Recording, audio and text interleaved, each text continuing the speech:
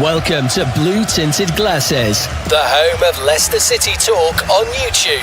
Fan debates, live watch-alongs, post-match reactions, and all the Foxes banter you could ask for. Subscribe now and see the game through Blue Tinted Glasses. Well then, Mahrez has made something of that. It's Mahrez! 2-0 to Leicester City! Next to him, Anthony Kanaka finds Wood. Wood should score! Wood press Kanaka! Yes! Here comes Leicester again with Heskey and Ibbett! Oh, this is incredible! Got Jamie Vardy with him. Jamie Vardy sets off. Jamie Vardy!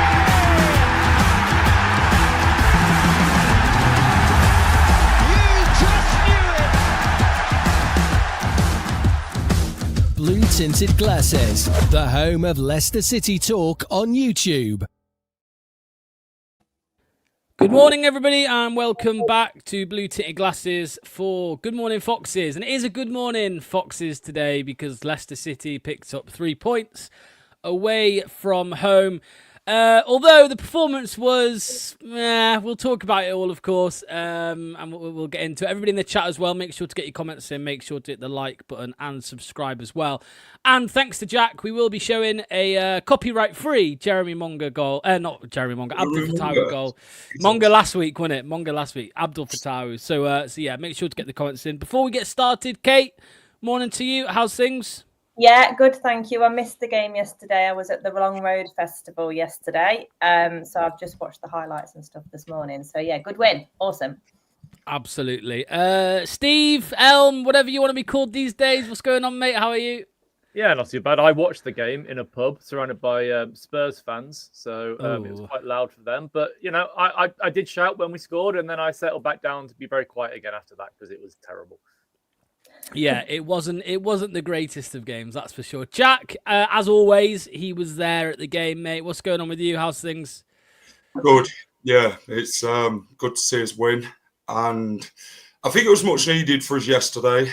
An important one with how things went at Huddersfield and Preston. So, yeah, good win at the Valley. Happy with it. And what a finish. Yeah, absolutely, mate. Well, let's do it now. Why not? Let's get it out of the way. This was the winning goal, the only goal. Wait, was it only goal? Was it 1-0? I can't even remember. Yeah, 1-0, yeah. 1-0, I've slept. 1-0, Abdul Fatawu doing Abdul Fatawi things. Here we go. Get at him, Abdul!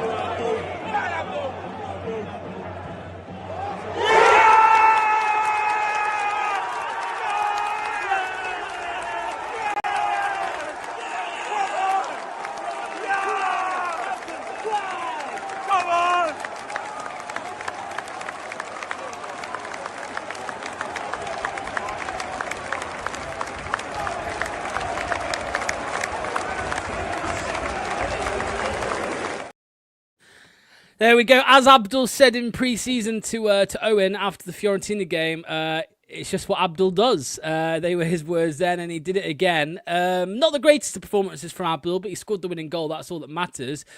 Kate, as you said, I know you didn't watch the game live, but you've seen the highlights. What a way to win a game that is. What a goal. It's textbook Abdul. It's textbook Abdul. It's one of those when it happens against you, you're absolutely raging after a game like that. But when it happens for you, you feel like you've been let off the hook. And for us in particular, I hope it's going to kickstart us a little bit. And it looks like we worked hard. Jakob did some amazing saves. But yeah, what a finish from Fatawu. I mean, that was some yards out and it was just straight as a die, wasn't it, as well? So, yeah, dead pleased for him. We know that he's got that in his locker. The defender as well, I always think of that Mahrez and Azpilicueta goal, where Jose was livid to not allow Mahrez onto his left. And I'm wondering if the Charlton manager felt the same, like whatever you do, just don't let Fatawu on his left, because that's all you've got to do, really. I say all, it's a massive job. But yeah, he let him on his left and we know what he can do with it.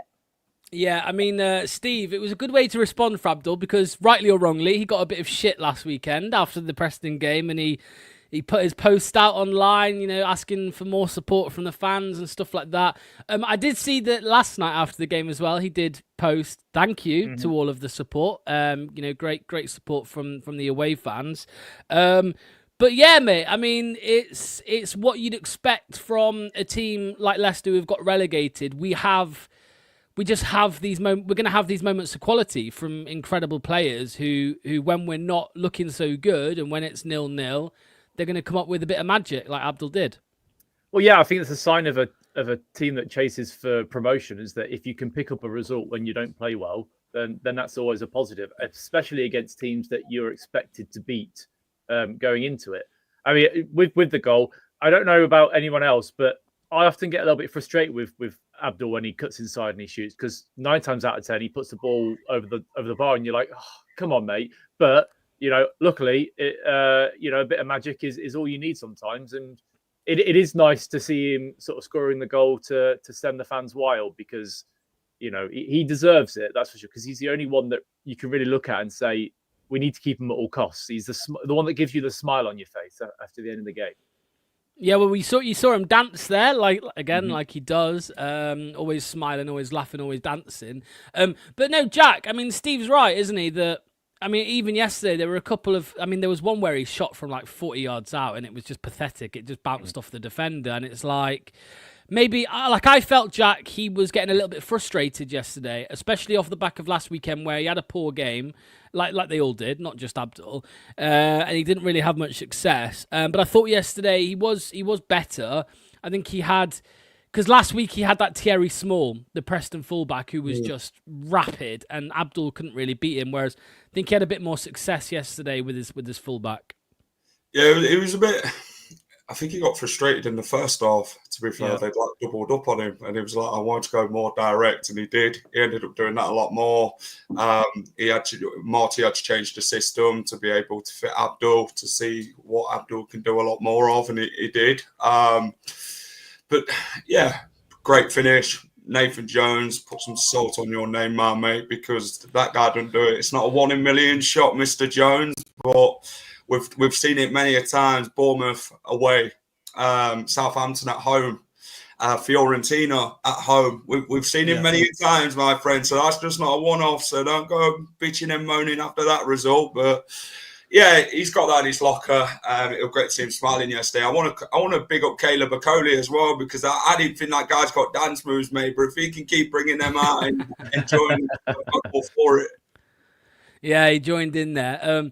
No, I mean, Kate, I don't know if you've seen all the stuff with Nathan Jones. Look, I mean, I've always disliked the bloke because he's the biggest cringe bag in football, in my opinion. He's one of these. I think he just plays up to the cameras. There was a funny video of him in the playoffs, in League One playoffs, where he was on the touchline. They'd won, and he waited for the camera to go to him, and then he fell to his knees and praying to the sky and all of this. And yesterday he said that they should have won 5-1, which I think is a stretch. They could have won for sure, but 5-1 really. He said the referee was in favour of us when, I thought that was bollocks, because they were a dirty side, Charlton. They were dragging us down left, right and centre. And then he said, Kate, that... got a bit of feedback there. And then he said, Kate, that Abdul Fattah, he'll be in the Premier League in a week's time anyway. So yeah, what do you make to that comment in particular, Kate? Because we were joking on the watch along yesterday, saying, "Come on, Abdul, wait until the window shuts before you do these things." But Nathan Jones did say, "Well, he's a Premier League player and he'll be in the Premier League in a week." So what do you make to that? Yeah, he just sounds a bit salty, doesn't he? When I read that yesterday when I was out, actually, his post-match interview, and I immediately just went, ooh. It's one of those reactions, isn't it? You can just post-match as well, when you're all emotional. Like I say, if that goal had been scored against us, there would have been a similar feeling amongst the fans, I think, for sure. But yeah, I mean, you just got to give credit where it's due. They didn't finish their chances. I was on Jack's show in the week, and we had 2 Charlton fans with us who said scoring was one of their biggest problems. Defensively, they thought they were a tight outfit. So it's just one of those. They didn't put their chances away. But similarly, Jakob played outstanding, really outstanding. I mean, I know the one that was going top bins was one of the most obvious picks, but for me, the one that was near post on the floor, for a big guy to get down that quickly, was also just as good. So Jakob kept us in it. We also defended quite well. I mean, we rode a charmed life with the corners by the looks of it. Corner after corner. I mean, we do need practice, and we got a lot of it yesterday. So, yeah, it's just one of those. You win them and you lose them sometimes. He'll lose games like that again, and he'll win games where they shouldn't win, and that's football. But I'm glad for us, because on the road is tough. I know we were all a bit worried about it because of how the tone has begun for Leicester, but it's just how it goes, and he needs to get on with it. I don't understand these football managers that don't understand losing, because it's a massive part of the game. But yeah, salty and a bit ungentlemanly for me. I'm pretty sure as well, Nathan Jones said when he was manager of Southampton a couple of years ago, he said, I'm as good as Pep, I'm as good as Klopp. He's one of these managers anyway. But yeah, I'm just not a big fan of him at all, especially after yesterday. But yeah, I mean, Steve, like the goal, they did score, but it was disallowed. But again, he had a moan about that, and I thought, Okoli would have got to it if he wasn't fouled. Okoli was fouled, and so the goal was disallowed. I mean, I thought that was the right decision. I don't know what he's moaning at. Well, I agree, and fair play to the referees for actually spotting it and giving it, because how many times are we going to see in the season where refs are going to miss things, because especially shirt pulling in the box sort of situation. So fair play to the ref for that one. But yeah, it was a foul, and the ref had blown the whistle before the ball went into the back of the net anyway. So it doesn't really matter. You take it and you move on. There's no point complaining about it. I'm saying that's what we do though, isn't it? We'd all complain about it if it was the other end. So I understand. Yeah, well, there's no VAR, right? So you know when a decision is made, that's it, and we will be at the end of it as well this season. We'll get goals disallowed for when they shouldn't be, and the opposite. So I mean, Jack, Kate mentioned Jakob. He was my man of the match. On the same weekend where Mads Hermansson shipped 5 goals to Chelsea, he's faced 11 shots on target and 8 goals. I mean, that is piss poor. And it's nice to see Jakob, showing up, mate, and doing well. Yeah, I think he put that Preston one behind him quite quickly. He knew he made that mistake, and it was how he put it right in this game. And he did that superbly, professionally. That save in the first half, great save. That was a pivotal part of me in that game, that if he didn't make that save and that went in, we'd have been quite a bit on the back foot. But yeah, that great save took us into half time. And then second half, he made some great saves as well. It's good to see that he was getting better as the game went on, and that's what I like about Jakob. He's going to improve. He's going to develop a lot more. He's not the finished article. His distribution, I'd say, did get better in the game itself, more into the second half. First half, it were a bit okay. Then, well, why'd you keep kicking out of play? But yeah, he got better, and I thought he had an outstanding game yesterday. Kate, To a few negatives now, as always. I mean, it's Leicester City. There's always going to be negatives. The midfield, Kate. I mean, it's just not great. We've got a big problem, I think, and that is the midfield at the moment. We've tried a couple of different partnerships, right? We've tried Skip and Samari and Winks and Samari. And, Winks has obviously not started a couple of the games because he clearly doesn't want to be here. He's not feeling it. But he's had to come on to try and gain a bit of control in the game. And again, I would say that yesterday when he came on, we were better in midfield. I think he did okay when he came on, Harry Winks. And I'm waiting to speak to Steve about Samari, because I know how strongly he feels. But Kate, we've got a £20 million man that we paid in Skip. We've got Samari, who we paid £18 million for, who's got a year left, who on paper you would say would be one of the better midfielders in the division. You've got Harry Winks, who doesn't want to be here. We're in a bit of trouble, I think, Kate, because there's 7 days. Is it a week or 8 days, 7 days until the window shuts? We're losing players. We might even still lose Winks. And there's no sign of any new midfielders. And again, Kate, I'll say, on paper, in the Championship, they're good midfielders, but it's just not working, in my opinion. They just seem so, I don't know, passive and weak, and I don't know what it is. I agree. I've said it probably since the start of the window that the midfield is our most concerning part of the pitch for me. I know it's very obvious to talk about the striker now that Vardy's gone, and Ayew and Daka aren't probably going to cut it in the way that we want them to. But the midfield for me is the biggest area, because you're forcing it out wide all the time. And when you've got apart from Fatari, but when we've got some sort of temperamental players on it wide out sometimes, then it just completely dominates your style of play. I think I said it on Jacks in the week that we're like a polo min at the minute. We just haven't got a middle. And Samare for me is really disappointing. It looks like he put some decent stats together again yesterday, but that's the thing, isn't it? It's so hot and cold. And in my opinion, Winks, when he comes on and when he has played, hasn't shown that he doesn't want to play for us. Like in game, he hasn't shown that he's not dedicated or that he's not a professional.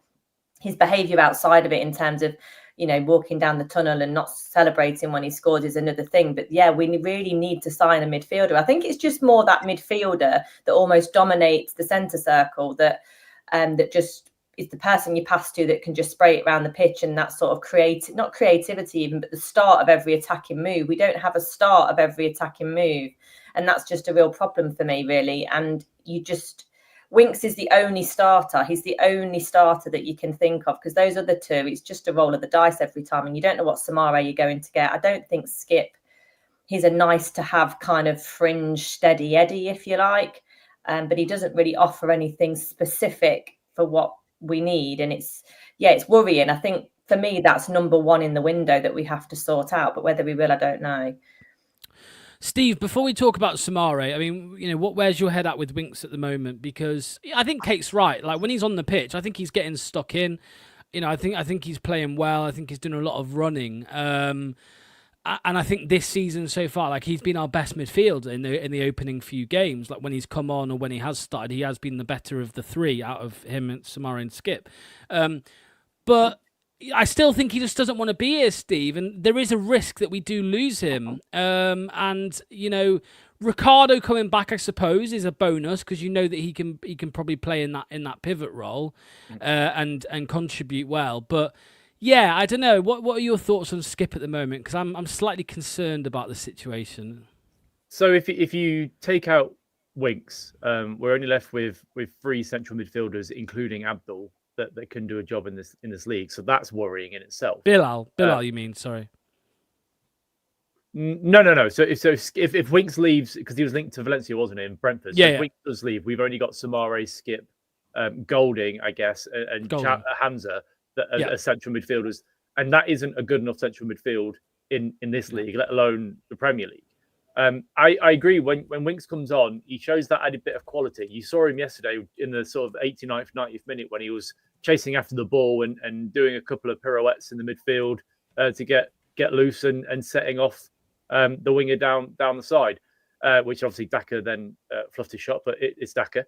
But yeah, I agree. If he doesn't want to be here, then there's not really much we can do. But then if we do sell him, we need to replace him, and that's you know. And my biggest gripe about it all is if it comes to the 2nd of September and he's still here, will he then start playing? Will he be part of the squad? Which you assume he will have to be, because you know you don't want to leave a player like that out. But if he's going to keep being as petulant as he is, you know, he's 29 years old. I haven't seen toddlers that act like that for a while. You know, and you can't have those sort of players in your squad that are going to disrupt the rest of the team and bring negative energy. So if he is here come September 2nd, you know, suck it up, get on with it, and play your football till January. And then if you want to leave, then fine. But yeah, it is worrying if we lose Winks, that's for sure, because a midfield of Skip and Samare just isn't good enough. Yeah, Jack. I mean, yeah, with Winks again, you know, there's some concerns there with obviously the going straight down the tunnel and the not celebrating the goal and stuff like this. But I can't remember who said it. I don't know if it was Percy or if it was Rob Dorset or somebody else recently, that Leicester would not want to sell Winks and Bilal in the same window. It looks like Bilal is all but gone. So Winks has to stay, doesn't he, Jack? With 1 year left on his deal, unless they get a big offer. I mean, if they got 10 million for him, let's say, which I don't think they would, but if they did, 1 year left, I mean, they might feel like they have to take it. Yeah, you only get rid of Harry Winks if you've got a replacement in mind to come in to fill his role. If we get rid of him, then you've got Skip, you've got Samare. We've not really got many midfielder options, have we, to be fair? So Winks is a good player. He is. He's proven it time and time again. Championship proved it yesterday how good he can be as a midfielder. He's very instrumental in that midfield. Samare got better in the game. I thought when Winks came on, he offered a lot more going forward. We was a lot more direct, and the link-up play were better. So, yeah, it's hard to keep a player like Harry Winks out compared to Oliver Skipp. You can just leave him out because you know what he's going to do every game anyway. So, it's just the off-field matters with Winks in it, the walking down the tunnel, the not celebrating Huddersfield. Yesterday, he did come over and applaud the Leicester fans. I don't know if it was Winks. But they were a bit like that yesterday. Yeah, it was a bit hands on his hips, to be fair. It's like, okay, like... Mum made me do it. like, what's going on? I don't know what's going on with him, to be fair, mate. Mentally, maybe something off the field, I'm not sure, but we'll see what happens in this transfer window, whether it is that he's got an eye on his move. Brentford are interested, aren't they? So could a London move be on the cards? Who knows? Just quickly, Jack, as well, because you've mentioned about Winks, can you confirm, was Fass booed onto the pitch again or not? No. Okay, there you go. Okay, No. Progress. Progress. Fass did all right when he come on. Do you know what, right? He has every game. He has every game, yeah. He gets the stick right for what he's done. Sheffield Wednesday, he were better than the defenders, Vestergaard and Akoli in that game.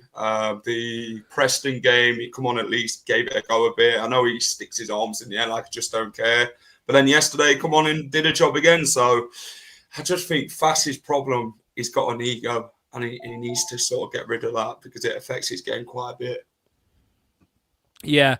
I mean, Kate, Jack's right, isn't he? That every game that Fass has featured in this season, I think he's been good. Because, we've all been saying it, like, yes, on paper, just a quick one, by the way, because you keep saying it. Sangari's already signed for somebody, Rodney. He's already signed for a club this summer. Kate. Fass has come on, in games and I think looked good. And on paper, again, he's one of these players where you say one of the best in the division. We saw it 2 years ago as well.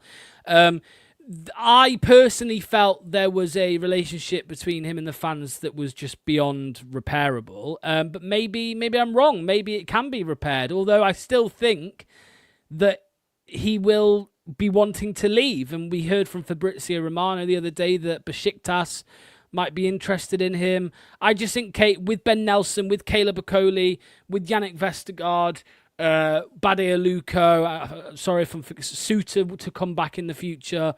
I just think that the club would be open to selling him in the last few days. Yeah, I think that's been the case for the past couple of seasons, to be honest. Yeah, I don't think the relationship between fans and players is ever beyond the point of repair because fans want to like players, always. So even if Fass came over yesterday and was just like this to us and, doing this and that's it, fresh slate. It doesn't take a lot at all, but he's very emotional. He's loves to play the pantomime villain for some strange reason with his own fans. I'd love it if he did a bit of shithousery with the opposition fans and behaved like that. But he doesn't. He does it with his own, which is just a bit back to front. But, maybe Marty's kind of slowly turning the cogs with this team because Marty seems to understand the human emotion side from fans and from players. And maybe we've got someone who's actually focused on bringing these through as people, not just as players. So if we get an offer for Woot, we're going to take it. I think he's a Belgian international. On his day, he can be really good. I've always thought he's a poor man's Suyuncu for me, but he does play better than some of the other team. But is that because he's not starting? I don't know. He comes on as a bit of a rescue mission. It feels like the past few games. So that plays to his ego even more. So is that why he steps up? I don't know. He's quite a complicated character for a defender. It's the kind of emotional side that you expect to see from a winger or a striker. But he's a funny chap, and we do want to like him. We want him to be good, but for some reason he likes to push us away, and he doesn't like criticism at all by the sounds of it either. But yeah, if we get some decent money for him, he must be quite expensive, I would think.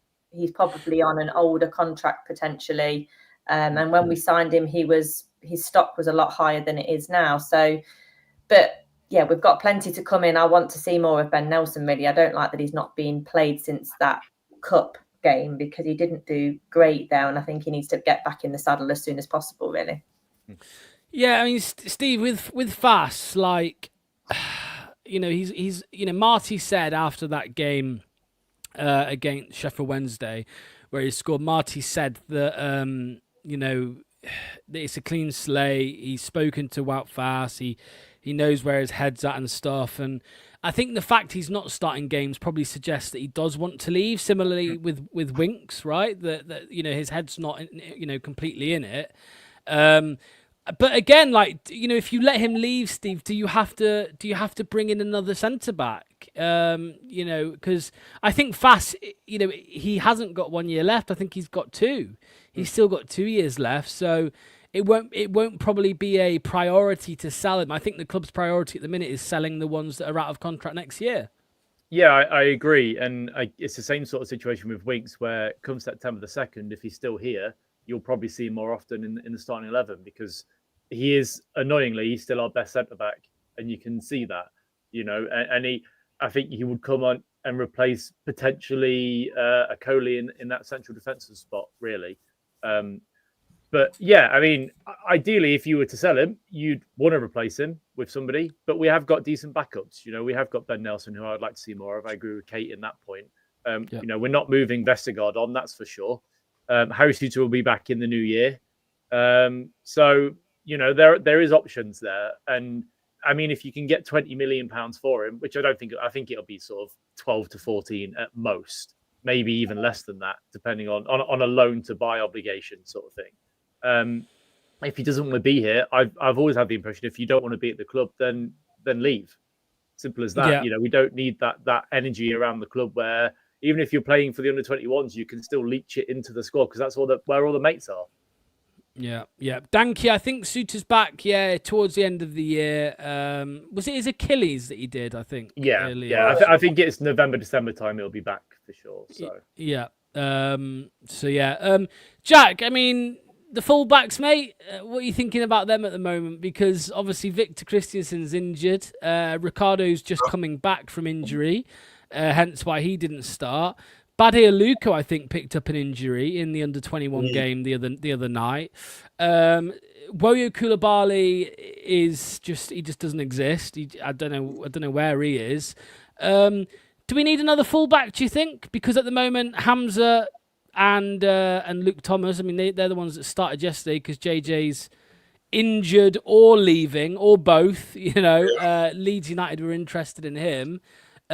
What do you make to them two, mate? Because I think it lacks quality, but the fight is there. Like the determination is there from them two. But I do have concerns about their quality.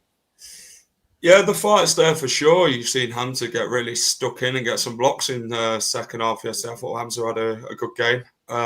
Thomas, he frustrates me. I'm sorry, that guy, man. The way he's positioning, he's out of position all the time, or he don't get in the right position where he needs to be, but then he gets shoved off the ball easy. He just doesn't put enough effort into tackle a player. He just gets shoved away. And it's like, I was watching him yesterday, and first off, he was poor. And yeah, it was bad. On the backside, they were exploiting a lot yesterday, Charlton. That's where they end, because I thought, well, this is the weakest link of Leicester. We'll get at this a lot more. We'll forget Hamza's side. We'll go for Luke Thomas. And we've seen that in many years, haven't we, of Luke Thomas's game, where not just under Cifuentes, but other managers, where teams always aim down that side because they know how to get us, and that's where the weak point is. So if we can get a better fullback in, fantastic. Whether it's a loan win obligation to buy or we can buy somebody, then one thing I actually want to touch on is the squad selection is the one that I'd looked at. So Marty said, I feel that someone is not mentally ready to help the team, then there's no problem, and rule applies to everybody. I'm not afraid. I'm happy that other players can step forward, and that was the case. So if you're I don't think that's just Bilal. I think that's Fass. It could be Winks. It could be, well, you're not starting in my 11 if you're not, head's not in getting this team to win games and that. And I wonder why you picked Samara then, because there's nothing going on up there, is there? Let's be honest. No, it is good that he's doing these type of things. Kate, it's one that we've been talking about on the channel all of this week. Actually, is the balance between quality and players that want to be here, because we talk about, so Casey was a good example of that. Like, you had Casey who was a runner who put a shift in every game, who probably wanted to be here, but lacks quality in certain areas for a winger, and obviously we've cashed in on him. And now the same thing applies for some of the other players. I mean, on the flip side, Harry Winks, wow, fast. The quality is there at this level, but do they want to be here? I feel this is where I actually do feel for the club and Rodkin, because it's like, well, and the manager, what do we do here? Do we let the players go that want to be here and have a worse squad, worse quality, or do we just keep the players that want to be here? Keep the players that don't want to be here and have more quality. I mean, where is your head at, Kate, with that at the moment? Kind of finding the balance between determination and quality. I suppose the simple answer is you just want the people that are going to want to be here, because the people that don't want to be here are either not going to perform on the pitch or they're going to cause you problems, which has already happened, really. Winks has caused problems. Woots has caused problems. We've had this for a long period of time. And it's really refreshing to hear that we've finally got a manager with a backbone who isn't there to massage egos, who isn't a former Premier League striker himself that needed his ego massaging, obviously. And he's just being unbiased, treating everyone identically in terms of back to basics and do you want to play football for this football club? And it's going to be a painful transition, but I feel like with Marty, and I could be getting optimistic and ahead of myself, but I feel with Marty, he's showing all the signs of having the skill set to really bring forward this decision making and really sorting the men from the boys in that respect and pushing through it. It's not going to be painful. We're not going to all agree with what he does, because some players are going to leave, like the fan base was a bit divided on Casey. But you have to push through it and you have to stick to your guns in terms of, if you're not going to commit, if you can't give me what I want in training or give what you want out on the pitch on match day with the fans, then you're not starting. I don't care who you are. And to have a manager with a backbone like that, I think will generate a fresh culture and a fresh approach for these players. And that's where, for me, it's become really toxic with Leicester City as players. It's become a toxic casual nature of football and just assuming you're going to start because there's no one else better. So it's quite refreshing, but it's going to be a bit painful because we're actually finally starting to enter this transition period rather than talking about it for so long. Steve, I agree with what Kate's saying and what Wayne has said here about Marty developing fighting spirit and a positive attitude. And this is why I'm actually starting to get a little bit worried about there's fans online, as there always will be, of course, that are turning on the manager already and blaming the manager for these poor performances. I've seen one guy this week, he won't mind me calling him out, John, who is saying that there's nothing wrong with the players and that the attitude's fine and that it's all on the manager, which I'm just like very confused by. And I actually feel like, Steve, that Marty is almost going, and the club itself is going down the route of the early Nigel Pearson days, where different style of football, but they're draining the swamp. They are getting rid of certain players. They're starting a reset, and I've kind of decided over the last few days that if we can get rid of the high earners and the poor attitudes, I'll take a mid-table to playoff finish now and go again next season. I don't know what your thoughts are on that.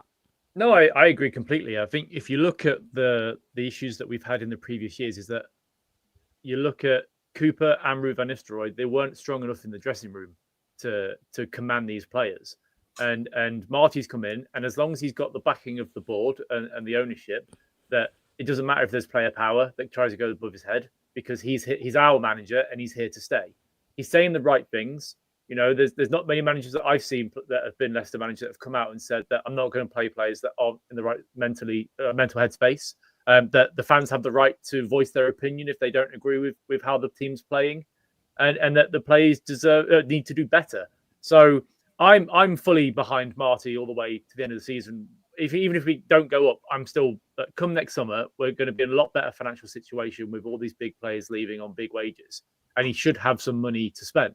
Whether or not he has money to spend now is a different question. But I'm fully behind him because you need a manager now that is going to stay with the club for 2, 3, 4 years. To build that mentality again, to bring the family club back that we had under Pearson. Gone are the days of the best internal atmosphere at any club ever, as Connie Cody once said. So yeah, I'm backing him, and you can't blame the manager when he's not been backed in the transfer window, bringing his own players in. He's still dealing with players that were here under Brendan Rodgers. So there's not much he can do. But he has been backed in the way, hasn't he? There's lots of meanings to the word back. Top's probably said to him, if you don't think someone's good enough, or they're not, pulling their pants up every time when they go on the pitch, do what you want, mate. Yeah, I'm not. Apart from Jamie Vardy, I don't think Top has a friendship with anyone else out there. He'll love. No, I don't think not anymore for sure. Like that. But backing him, I think they've just said you've got autonomy. Yeah, and Jack, I've been nothing but impressed with Marty so far. I think, look, he paid out of his own pocket to be here. I'm not saying that means you can't criticise him. Of course, we can all criticise him. We criticised him yesterday with certain things. But he paid money out of his own pocket to be here. He's been very kind of ingrained in getting to know the city, the culture, the fan base, and all of that, the history of the club. He's kind of trying to please everybody in a way. I mean, you saw him talk last weekend about the booing, saying, yeah, I mean, the fans, if what they saw isn't good enough, then they are entitled to boo. He said on the flip side as well about, we need as much support as possible. The football is not, it's not as controlled. It's not as efficient as what we had 2 years ago, let's say under Enzo, but I'd say it's in general a little bit more exciting for the neutral, should we say. And, he's putting faith in youth. I mean, our average age of our squad, Jack, yesterday was 22.7 years old. We had a 16-year-old and a 17-year-old starting the game. I'm impressed, Jack, mate. Yeah, I've been impressed with him massively. The things he says, the things he's doing, and that's what you like to see as a fan. So a manager who's wanting to build the relationship, not just with the club, but the fans, the city. And yeah, you just can't not love him. He's a proper bloke, isn't he? He's done a lot of things. He says a lot of things, and he goes and does what he says. So he's not like Ruud van Nistelrooy. He used to say a lot and never did a lot. Yeah, I like Marty. You could see yesterday, I think he gave him a bollocking at half time, but it's not good enough. He has standards. And if you're not putting in them standards and you're not giving 100%, well, I'll drop you, I'll sub you and do whatever. So I need the boys, like he says, he wants to dominate games. He wants a team that's going to wear pride in the shirt and give everything every game. So if you're not doing that, you ain't the player for me. So he'll get someone better. So, no, I love him. I do. I'll back him 100%. He's paid to be here. He even said the win yesterday with for Alan Birchinall, who obviously happy birthday to Birch, who turned 80 the other day. And, it's good to see that he's bonding with everything and saying all the right things and doing the things that he says. Yeah, I saw the photo of Birch with the whole squad, or most of the squad, the other day, and it's the first time this year I've seen Harry Winks smile as well, so that's always good. I was going to say he wasn't smiling, but we saw Romeo, so that's a start. There he is, yeah. Yeah, we saw him. That was a wellness check, to be fair. They had to put it out to make sure we all knew it was I'll still never get over when he put a picture of a canal and he said, "Life is nothing." I was like, what? Life is nothing. Jesus Christ. I don't know if that was a translation error or he just means it. I don't know. Josh says, yeah, you've heard from us there, Josh, about Marty. I mean, Kate, anything to add about Marty? Because, I think at some point, and we're all guilty of it. I mean, Kate, you had a lot of criticism towards Ruud. We all did. Some went too hard on Cooper. Some went too easy on Ruud. We all have different opinions and different ways of talking about the managers. But I'm sick of it now, Kate. I'm sick of talking about the managers because I think it's deeper than that, personally. Yeah, and I don't think there's really a lot to discuss about Marty from the negative point of view. He's still very early in his tenure here. What I will say is I think that Rude was a fraud. I think that Cooper was out of his depth and didn't have that backbone that we need. I think he meant well. I think he wanted to do well. And I think he did everything that he could within his powers to be the best manager for us. He just didn't cut it. I would never doubt the guy's commitment. I doubted Rude's commitment from quite an early stage, to be honest, with his comments. And if he's saying comments like that to the press, what's he saying behind closed doors? But with Marty, I don't know why. I don't know whether it's, super blind optimism again, but it feels culturally the right fit, which for a team that are in cultural disarray, where standards have dropped, there's no one being held accountable for internally on the pitch either. You don't see players yelling at one another. Like I see someone there's commented that Hamza went over to Page when he messed up, and that isn't amazing. That's what should be happening, but it hasn't been. That's just natural. If anybody fucks up at work with me, I'm like, don't worry about it. It's how you rectify it that's the most important thing. That's not rocket science. It's not a great leader. It's just what should be happening. So Marty's starting to put things in place that already should be happening, but for some reason have got left by the wayside. And that's the biggest important thing for me, is that culturally he's trying to set some standards, because that's where it all comes from. That's where the style of play comes from, the quality of players that you attract, just the general feeling amongst the club and amongst the fans, because he knows the fans deserve a certain commitment and a certain standard culturally. We all understand as fans that players have bad days. And that's where Marty's coming from. And I don't think you can deny that he's doing a great job so far and communicating with the fans in a real human way, rather than talking in code or cryptic clues or whatever all the time. Like Marty actually says stuff with substance, which I really like. And you mentioned about the Hamza thing as well with Lewis Page. There was also a moment in the second half where Fatawu was trying to play out, and he was trying to take, we were very deep, and he was trying to take on his man, and he lost it. And Vestergaard absolutely went in on him. Saying basically, what the fuck are you doing? And this is why I like Vestergaard. Yeah. I get pelters for this, but I like Vestergaard because I think when he's on the pitch, I think he is very vocal. I think he does get stuck into things. Of course, he's got his deficiencies. They all do. Everyone on that pitch has their problems, but I much rather confidence to do that now. Like when Vestergaard yells, listen to him. Don't just think, he's off on one again. There was also a moment yesterday where there was a block from Okoli, and both Okoli and Vestergaard went mental celebrating. Like, where has that been for the last 2 years? Like, that's great. Give me more of that. Yeah, I totally agree. And I much rather. I know Fass, you could argue, is maybe a better centre back than Vestergaard, but it's Vestergaard doing things like that, or it's Fass putting his arms up, saying, "Oh, whose fault is it this time?" Like you're knobhead. So you know what he reminds me of on that when we conceded that second goal last week is if someone's offered Woot another pint and he's gone, "No, you're all right."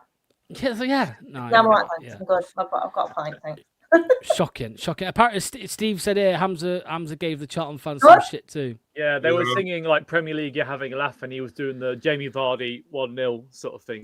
Oh, really? Oh, nice. Yeah, that's good. That's good stuff. Right, moving on, I want to just bring this up. So there was, if anybody reads The Sun, I know some people don't like it, but if anybody does read The Sun, there was something in there this morning, and it's doing the rounds. So Alan Nixon, who is a bit of a fraud, but he has said, so Leicester are interested in Senegalese sensation striker Idrissa Gueye, who I think is He's a very highly rated striker. I think it would be a good signing if we could get it done. But Alan Nixon, via The Sun, has said, so the deal would need to be passed by the authorities. Leicester are not allowed to spend under their current restrictions, with a points penalty due to come their way. The plan will have to be approved by the EFL, who have clamped down hard on Leicester for past offences, making it difficult for them to trade now. So the way it's worded makes it sound like we're under some kind of embargo. We've done a bit of research on this over the last few weeks, and legally, the rule says that the EFL have to publish any embargo within 2 days of it being handed out. So unless an embargo was handed out on its business days, so Thursday, there is no embargo. It's BS. Unless there's a business plan of some kind, I don't know. Or he could just be referring to the fact that Leicester just are being careful with how they spend. But yeah, Kate, the Sun newspaper reporting about talking as if there's an embargo. Do you believe any of that? No, there's going to be a load of rubbish written about that because yet again, we've still not heard any word from the EFL what's going to happen. We're still in this state of flux with it all. But yeah, it doesn't add up, does it? That the Sun won't find out before the EFL publish it. Like, I don't think that will happen. Yeah, I think it's just BS, to be honest. The Sun are going to clutch at straws. There's going to be loads of press clutching at straws because the press don't watch Leicester very often.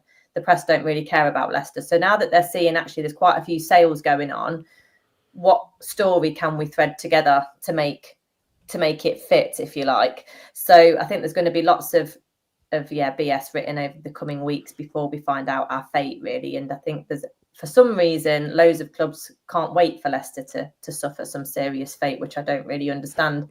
But yeah, they just talk a load of rubbish, really. Yeah, I mean, Steve, Josh said here, at most the club have probably spoken to EFL, trying to work around figures. I mean, that's what I think it probably more is. I just think, Steve, that we are in a black hole with PSR and we're trying to sell as much as possible before we buy. I think that's probably the most likely reason as to why the only player in so far is Begovic. Although it does feel like we're in an embargo. Like, I think we can all agree that it feels like we're in a transfer embargo, but obviously there's nothing that's been published about that. No, so the only thing that I would say, maybe he was getting information from when we were placed under a transfer embargo from the EFL in April last year. So if you remember, when we first got hit with PSR by the Premier League, we were put under a transfer embargo by the EFL. A registration embargo. But that would have lifted, or we would have. So, and it would still be on their website that we're under embargo. So I think he's probably talking nonsense, to be honest. But yeah, I agree. I think we are just in a bit of a financial black hole in regards to parachute payments not being the same as it was the first time you go down. Also, the fact that, yes, we've removed big wages from the bill, but this year, with the fact we haven't got a front shirt sponsor as well at the moment, that will be a big hit for the club financially, and they have to replace these with player sales. So yeah, I mean, it does feel like it, but I still think we're going to be in for a very, very busy last sort of 7 or 8 days of the transfer window. I would say maybe the last couple of days we're going to be super busy bringing players in. You could probably see 4 or 5 players coming in on the last day, but that would hopefully mean that, Bilal will hopefully have been gone by then, so that's more money coming to the club. Maybe we see somebody else leaving as well. And yeah, I don't know. I think it's a load of rubbish that we're under an embargo because we know about it. Jack, I mean, £40 million so far has been raised, although we won't get all of that now because some of the deals are installments. But 40 million with Cody, Ndidi, Hermanson and McAteer. That could be 70 million in a couple days' time if Bilal leaves. I mean, if you bring in £70 million, you'd expect we're able to spend, I don't know, I'm going to clutch at straws here, 10, 15. Like, you'd hope that we'd be making some signings, Jack. But as it stands, mate, with a week left to go, and there's no sign of anything yet. Yeah, I think with PSI, it plays a big part in Leicester City to what's going on. And this is what's done the transfer window so far. Selling players is the big thing. Getting rid of this player power from the football club is what it looks like the club's in full swing of doing. So I guess that's a good thing, that we're going to be a fresh new lease of life in the club, that we're not having none of this bollocks anymore. So even if PSR say £50 million and you get £70 million, it's a plus 20 in it, this transfer window, that we can spend £20 million. Not saying we're going to spend £20 million just on one player, but you can really put it over maybe a few players and then a few loans. So yeah, it's going to be interesting to see who we have brought in. Have we actually gone and revised and actually got a list of players we can bring to this football club is the big question for the club in this next 8 days. Remains to be seen. Rudkin seems to not be on holiday, so he's got the McAteer deal done. White fast to Besiktas. Who knows? Let's see how Rudkin can pull their pants down on that one as well. Yeah, I mean, there's a comment here from Josh saying a lot of money in wages saved, to which will help with the drop in revenue. Don't forget, when we get relegated, 30% wage cuts for the players. I believe, if my maths are right, and somebody can correct me, I think there's about £11 million saved in wages between all of the players that have left as well, on top of the transfer fees. And thanks to Steve, he's just shared some. There's more news on FAS. Besiktas apparently obviously want the defender. Official contacts have begun for him. The player has been offered a 4-year contract, or 3+1. The board will travel to England in the coming days to discuss the details of the transfer. Yeah, I think fast leaving wouldn't be a surprise. But yeah, I mean, one thing we haven't touched on is a striker. Obviously, that's one link there that we just spoke about. The Idrissa Gueye, who, he's a quick, physical, good finisher, young, lots of potential. I saw. I think his valuation was like 12 million or something like that, something along those lines. Richard Kone, who a lot of us wanted to bring in, obviously signed for QPR, and they were off on the back of a big loss yesterday. Although he did come off the bench and score, Richard Kone. So there we go. But Kate, how important do you think a striker is? Because I think, for me, like a midfield and a striker, I think that's what we need more than anything, because as we've already spoken about with the midfield being like a polo, and the striker situation, I just think we need a goal scorer, and I don't think that is Ayew or Daka. Yes and no. So for me, if we can replace a Bilal with a Bilal, it doesn't make the striker decision crucial, in my view, because I still think there's goals in that 3 that can score enough. I think that's the most important position. If Bilal goes, it's the Bilal replacement that is the key thing, because that is what will bring us forward and help create. So it's a bit of a chicken and egg, I guess. The striker is really, really important. I think when we saw Jordan and Daka come on in the 2 against Sheffield Wednesday, that seemed to be working quite well, and we saw a Jordan Ayew that we've just not seen before, to be honest, in that sort of last 25 minutes. So for me, it's we need to have our ducks in a row with the Bilal deal, and maybe that's why it's dragging its heels a little bit, because we're trying to find the replacement for him, because that's the most crucial part for me, and the midfield situation is the most crucial part. I think we will have enough goals if we get that sorted, but if we don't, then striker becomes the most important, and they're not cheap if you want a decent one. And I don't know whether we've actually got any strikers in the youth setup. I've not really heard many names mentioned for like a traditional number 9 at Seagrave, so I don't know about that, but we're going to have to go to market, and when you're desperate for a striker in the market, it just shoots the price up. So there's quite a lot of work to do really for that recruitment side of things, because it's a bit of a chicken and egg with the Bilal situation for me, and that will decide whether the striker's the most important or the Bilal replacement's the most important, just depending on that replacement really. So it's tough, and I'd love Daka. If Daka could just turn it around, it would feel so different, wouldn't it? It would be quite a lot of problems solved temporarily. So it's tough. Who'd run a football club? Yeah. Okay. Well, Steve, up next is Birmingham, mate. Next Friday, it will be the toughest game of the championship so far. How are you feeling looking ahead to that one, mate? Because they're being hyped up by a lot of people to, be in and around the promotion spots this season. They've obviously got Damari Gray in the squad, which is an interesting one. He'll be returning. But yeah, at home, King Power under the lights. How are you feeling? So the only positive about Birmingham coming is that they're not going to sit back and defend like true. Sheffield Wednesday, Preston, and Bolton have.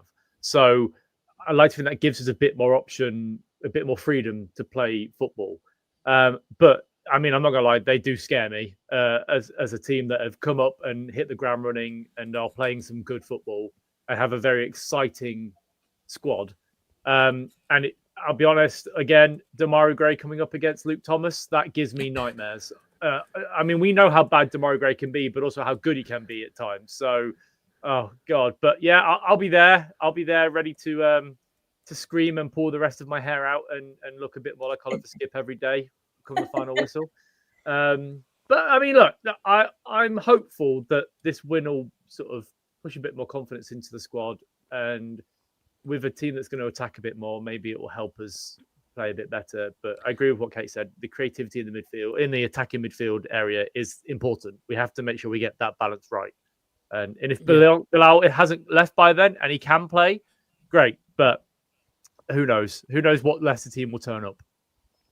Kunal says Friday night will either be a 5-0 win or a 4-0 loss. Yeah, I hear what you're saying, though, about not sitting back, which they won't do. And you remember when we played Southampton towards the end of the last championship season, and you know they were open. Both games against us, they were open, and we thrashed them 5-0. But what about you, Jack? Because I mean, they're currently not like league positions matter at the moment. They're fifth now in the league, 2 wins, 1 draw. It'll be a tough side, of course. It'll be one of the tougher sides we face this season.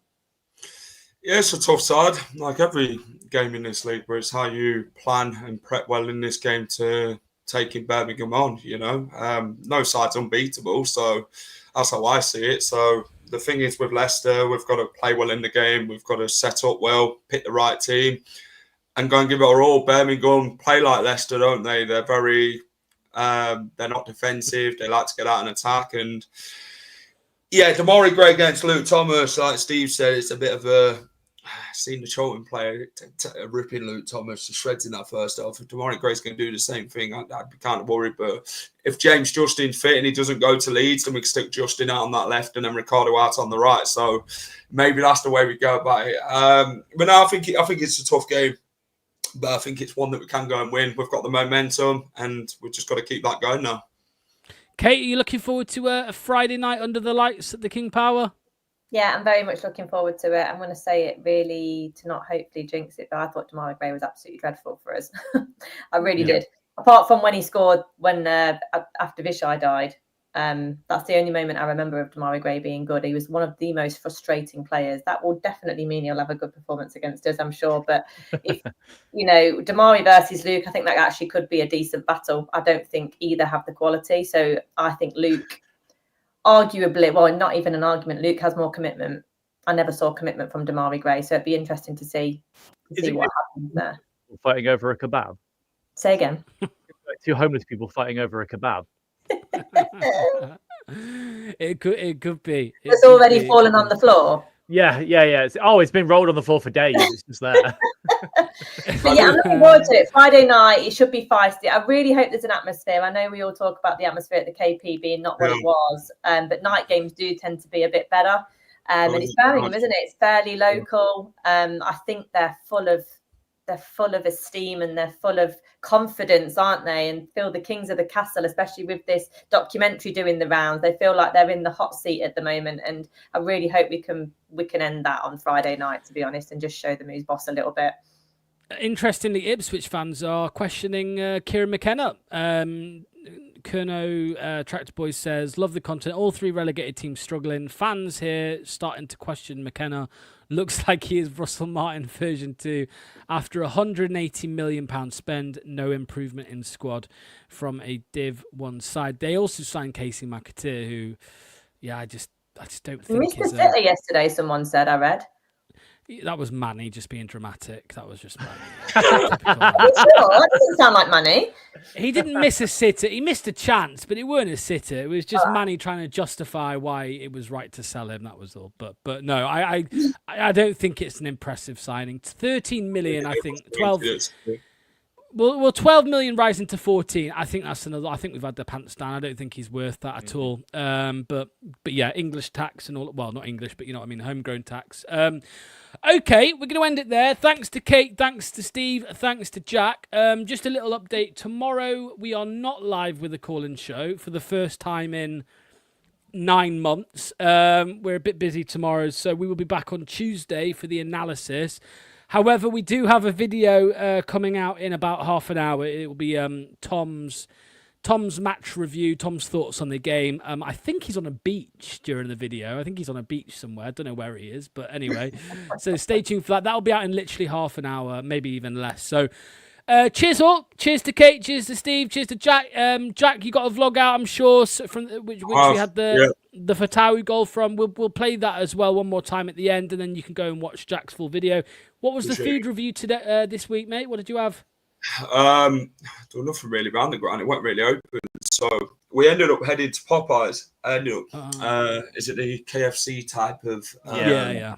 Well, I tried that for the first time. So yeah, go and check that out. What was that? A chicken burger or just chicken, fried chicken? What? Real nice chicken burger, but then it had bloody cucumber on it. I was thinking, cucumber on a chicken burger? Nah, not for me, mate. And you can see what's green stuff doing in a place like that? But like, it was nice. I'd recommend it for anyone who's not tried Popeyes. Louisiana chicken? So yeah. That is woke. Cucumber on a chicken burger. That's shocking. Well, I didn't ask for it. They put it on, so. Yeah. I get the pickles. But anyway, we're going to end it there. Cheers to Josh as well, mate. Much appreciated. As I said, stay tuned for the video, for Tom's video, and then we'll be back on Tuesday. Here is one more snippet of Jack's matchday vlog. Go and check it out. Cheers all. Bye-bye. Get off him, Abdul.